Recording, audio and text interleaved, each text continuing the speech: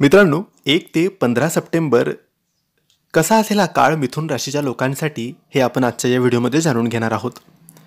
या सप्टेंबर महिन्याचा पहिला पंधरवाडा तुमच्या आयुष्यात एक नवं पान उघडणार आहे.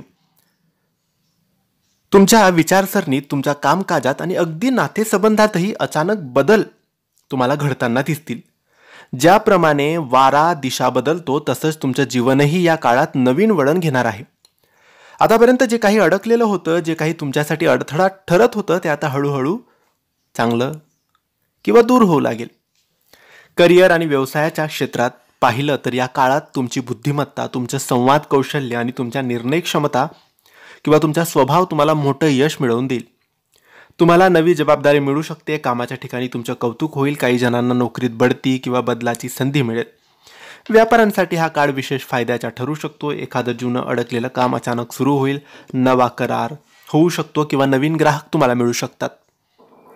आर्थिक दृष्टिकोनातून हा काळ तुमच्यासाठी स्थैर्य आणि प्रगती घेऊन येईल. एखाद्या अनपेक्षित धनलाभ होण्याची शक्यता आहे. अडकलेले पैसे परत मिळतील. मात्र खर्चावर नियंत्रण ठेवणं गरजेचं आहे, कारण अनावश्यक खर्च केल्यास नंतर अडचण निर्माण होऊ शकते.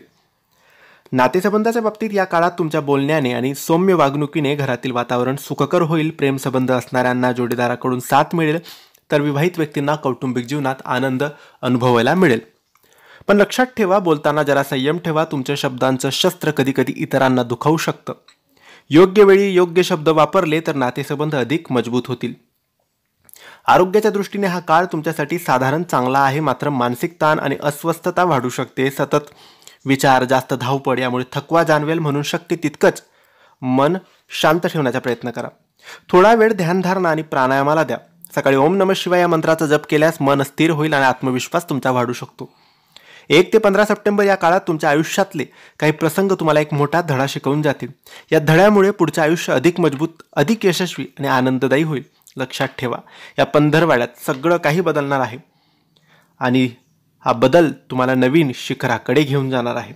दररोज भगवान शिवाला जल अर्पण करा. ओम नमः शिवाय या मंत्राचा जप करा. हे होते मिथुन राशीचे 1 ते 15 सप्टेंबर दरम्यानचे संपूर्ण राशी भविष्य. तुम्हाला माहिती कशी वाटली आम्हाला नक्की कळवा. ही माहिती आवडली असेल तर लाईक आणि शेअर करा.